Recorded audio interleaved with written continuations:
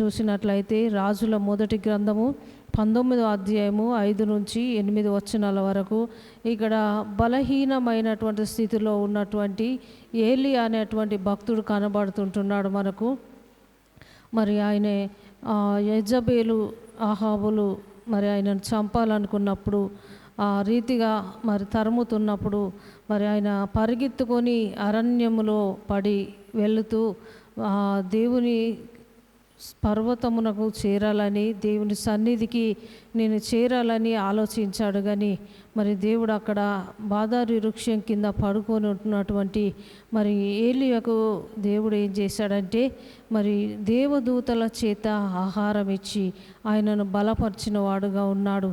మరి ఆయన అనుకున్నాడు, ప్రభువా, నా పితరుల కంటే నేను గొప్పవాడను కాదు, మరి శక్తివంతుడను కాదు, బలవంతుడను కాదు, నీతిమంతుడను కాదు గనక మరి నా పితరుల కంటే నేను గొప్పవాడను కాదు కనుక ఇక చాలును ప్రభువా, నా ప్రాణం తీసుకోమని బాదారి వృక్షం కింద పరుండి ఏలియా ఆ రీతిగా మరి ప్రార్థించి నిద్రించిన వాడుగా ఉంటున్నాడు. అక్కడ ప్రార్థించి నిద్రించగానే మరి యేసు ప్రభు పరలోకము నుండి దేవదూతను పంపి మరి దేవదూత ఏమన్నదో తెలుసా? వచ్చి మరి దేవదూత ఆయనను సమాచారం ఏది అడగలేదు, కానీ దేవదూత వచ్చి ఆయనను లేపి మరి ఏలియాను భోజనం చేయమంటున్నప్పుడు మరి ఆయన లేచి కూర్చొని చూడగానే తలగడ దగ్గర మరి భోజనం చేయడానికి అప్పము నీళ్ళ బుడ్డి కనబడుతుంటున్నది. అప్పం తిని ఆ నీళ్లు తాగి మరలా పరున్నవాడుగా ఉన్నాడు.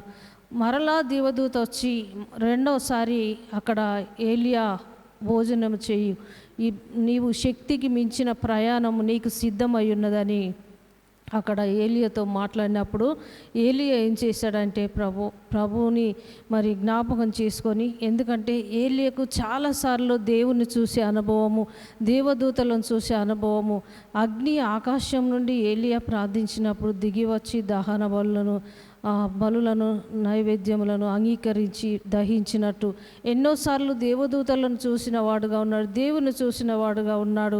మరి ఏలియా ఆ రీతిగా లేచి భోజనం చేసి మరి 40 దినములు 40 రాత్రులు ఆగకుండా ప్రయాణం చేశాడండి.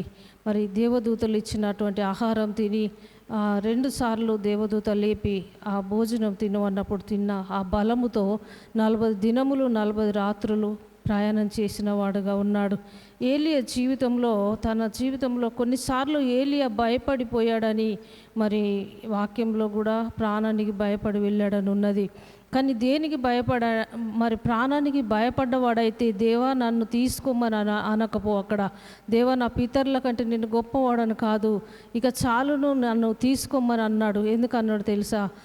ఆ యెజబేలు చేతిలో వారి యొక్క మరి చేతిలో చనిపోవడం ఆయనకి ఇష్టం లేక దేవా నీవే తీసుకోమని ఏలియా అక్కడ బాదారి వృక్షం కింద మరి ఆ మాట పలికినటువంటి వాడుగా ఉన్నాడు. ప్రియులారా, ఏలియా చాలా బలవంతుడు, చాలా శక్తిమంతుడు. ఏలియా ప్రార్థించినప్పుడు అగ్నియే దిగి వచ్చింది కనుక మరి ఏలియా శక్తిమంతుడు కదా, అంత బలహీనం ఎందుకు అయ్యాడని అనుకుంటాం. యెజబేలు బయలు ప్రవక్తలను వెంబడిస్తూ బయలును ఆరాధిస్తూ మాంత్రికులను అనేక మరి దుష్టులతో సహవాసం కలిగి ఉన్నటువంటి వ్యక్తిగా ఉంటున్నది. అట్లాంటి వారి చేతిలో నేను చనిపోవద్దు ప్రభు అని ఏలియా అక్కడ ప్రార్థించిన వాడుగా ఉన్నాడు. మన జీవితంలో కూడా మన కుటుంబాల్లో కూడా బలహీనమైన స్థితిలో పడిపోయిన స్థితిలో ఉన్నటువంటి మనల్ని, బలలేని స్థితిలో ఉన్నటువంటి మనల్ని దేవుడు బలమిచ్చిన వాడుగా ఉన్నాడు. ఎవరు బలమిచ్చారు నీకు నాకంటే దేవుడే మనకు బలమిచ్చాడు. ప్రియులారా, ఏలియాకు మరి అప్పం తినగానే బలము శక్తి ఏ రీతిగా వచ్చిందో మనకు కూడా దేవుడు ఎన్నోసార్లు బలహీనమైన స్థితిలో, మంచాల పడి ఉన్న స్థితిలో, మన జీవితంలో బలము లేని స్థితిలో, ఆత్మీయతగా బలహీనంగా ఉన్నప్పుడు, శారీరకంగా బలహీనంగా ఉన్నప్పుడు, మన ప్రాణం పోతుందని మనం అనుకున్నప్పుడు దేవుడు మనకు తోడయ్యుండి మన ప్రాణాన్ని కాపాడినందుకు దేవుణ్ణి మనం మనసారా స్తుతిస్తూ ఆరాధిస్తూ మహిమపరచాలి. ప్రియులారా, రెండవది చూసినట్లయితే మరి 6వ వచనంలో వారి భుజముల నుండి నేను బరువును దింపగా వారి చేతులు మోదగంపలను ఎత్తకుండా విడుదల పొందెను. ఇక్కడ చూసినట్లయితే విడుదల పొందినటువంటి వారు ఎవరున్నారు? చాలామంది విడుదల పొందారు. ఈరోజు ఇక్కడ కూర్చున్న వారందరం విడుదల పొందాము. దేవుని ద్వారా విడుదల, సైతాను శక్తుల నుంచి విడుదల, మరి అనేక దుష్ట శక్తుల నుంచి విడుదల పొందిన వారుగా ఉన్నాం. మరి పరిశుద్ధ గ్రంథంలో చూసినట్లయితే లూకా సువార్త 13వ అధ్యాయం 10 నుండి 14 వచనాల వరకు యేసు ప్రభు సమాజ మందిరంలో బోధిస్తున్నాడండి.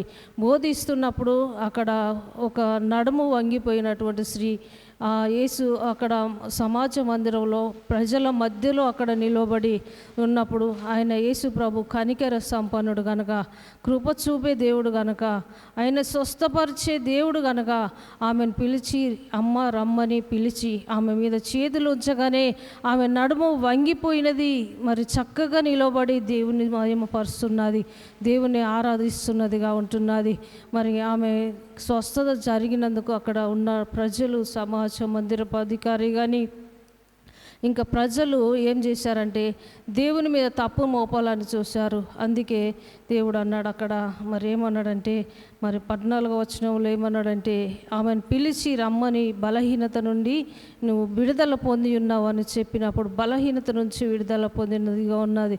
అందుకే 18 సంవత్సరాల్లో ఉన్నటువంటి ఆ సాతాను శక్తి నుండి, ఆ దురాత్మ నుండి ఆ రోజు విడుదల ఇచ్చాడు దేవుడు.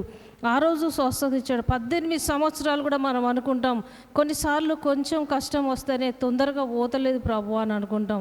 జలుబు వస్తేనే, జ్వరం వస్తేనే, మనకు చిన్న చిన్న అనారోగ్య పరిస్థితులు వస్తేనే త్వరగా పోతలేదు. దేవుడైతే నన్ను బాగు చేయబోనా, దేవుడు ఎందుకు బాగు చేస్తలేడో, నా ప్రార్థన వినట్లేదు, నన్ను చూడట్లేదు దేవుడు, నాకు మంచి అయితే లేదు దేవుడిని నమ్ముకుంటే అని రకరకాలుగా ప్రశ్నలు వేసి మనం అడిగేవాళ్ళం. కానీ ఈమెయితే 18 సంవత్సరాల నుంచి ఆమె వేచి చూస్తున్నదిగా ఉంటున్నది.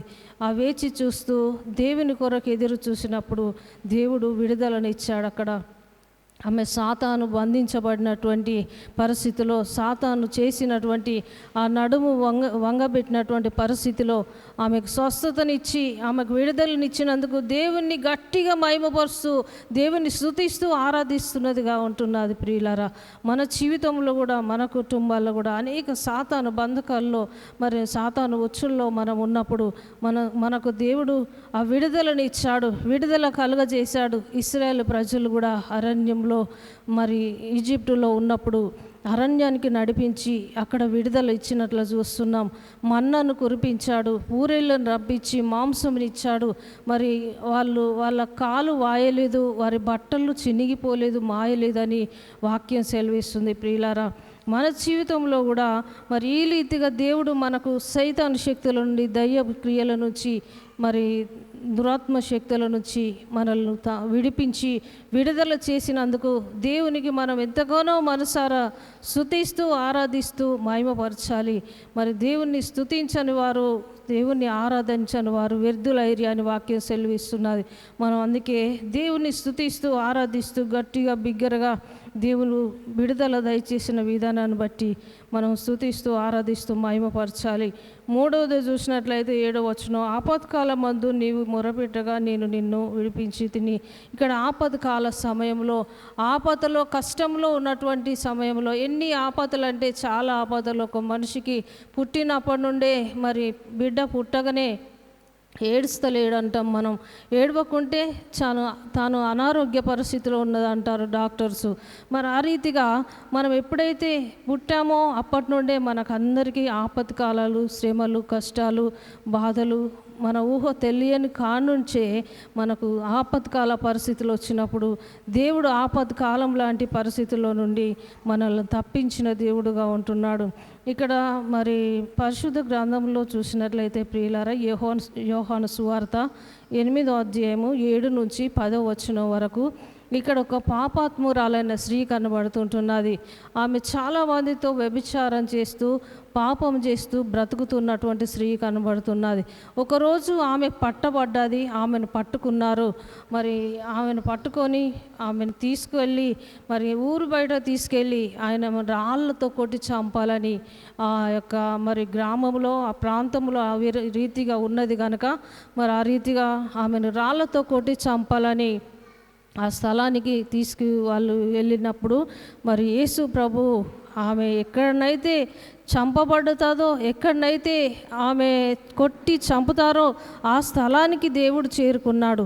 చేరుకొని అక్కడ ఏం చెప్పాడంటే, ఆ రాళ్ళను చూసి ఆ మనుషులందరినీ చూసి, మీలో పాపం లేనివాడు ఒక్కడైనా ఉన్నట్లయితే మొట్టమొదట ఆమె మీద రాయి వేయడని ప్రభు నేల మీద ఏమో వ్రాస్తూ ఉన్నప్పుడు నీళ్ళ మీద రాసింది చూసి వారు మనస్సాక్షి గద్దించబడి, వారి హృదయం గద్దించబడి వారే మరి ఆ రాళ్ళు అక్కడ పడవేసి, చిన్నవాడు మొదలుకొని పెద్దవాని వరకు రాళ్ళు పడవేసి అక్కడి నుంచి వెళ్ళినప్పుడు యేసు ప్రభు అంటున్నాడు, అమ్మ వారెక్కడా అంటున్నాడు. హల్లెలూయా. మనం అనుకుంటాము, కొంతమంది చెప్తారు వారెక్కడ అంటే నీతో పాపం చేసినవాడు ఎక్కడా అని దేవుడు అడుగుతున్నాడని అనుకుంటారు మనుషులు. అట్లా అడుగుతలేడు దేవుడు. పుట్టినోట్లు ఏమున్నది, నీ మీద నేరం మోపినవాడు ఎక్కడున్నాడు అని అడుగుతున్నాడు. చూడండి, ప్రభువుకు తెలుసు నేరాలు ఎవరు మోపిందో తెలుసు, ఎవరు ఆమె నివసించిందో తెలుసు. కానీ అక్కడ జాలి పడుతున్నాడు, ఎన్ని పాపాలు చేసిందో తెలుసు. కానీ జాలి పడుతున్నాడు, అమ్మ వారు ఎక్కడ అంటే నిన్ను నింద మోపిన వారు ఎక్కడ ఉన్నారు అని.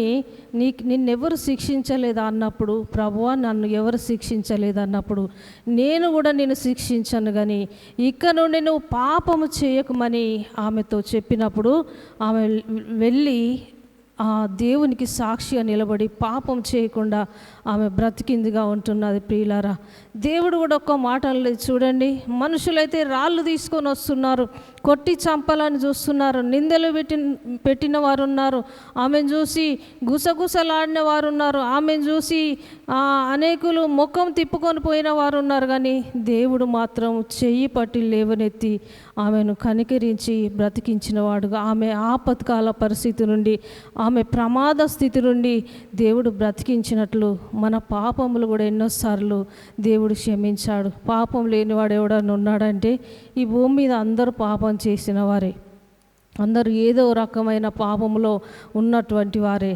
కానీ నీతిమంతుడు ఒక్కడు కూడా లేడు అని వాక్యం సెలవిస్తున్నది. మనందరం కూడా మన పాపములు, మన దోషములు, మన అతిక్రమములను క్షమించిన దేవుడు ఆమెను దాచిపెట్టిన దేవుడుగా ఉంటున్నాడు. ఆమెకు ఆపత్కాల పరిస్థితి నుండి ఆయన చేతితో పట్టుకొని కనికరించి లేవనెత్తి ఆమెను ఆదరించినట్లు, ఆమె ఆపత్కాల పరిస్థితి నుండి మరణము నుండి లేపినట్లు మనందరినీ కూడా ఆ రీతిగా మన పాపములు క్షమించి క్షేమం దయచేసిన మన తండ్రి అయిన దేవుణ్ణి మనం ఎంతగానో మహిమపరచాలి, ఎంతగానో స్తుతించాలి.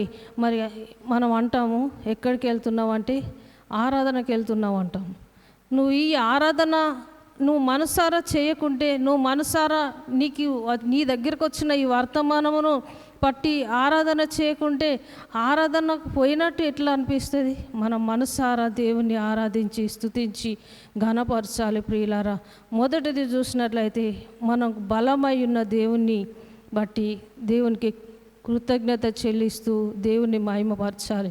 బలహీనులుగా ఉన్నప్పుడు మరి బాధ వృక్షం కింద పరున్న ఏలియాకు బలమిచ్చినట్లు మనందరికీ బలమిచ్చి మరి క్షేమం దయచేసిన దేవుని బట్టి స్తుతిస్తూ మహిమపరుద్దాం.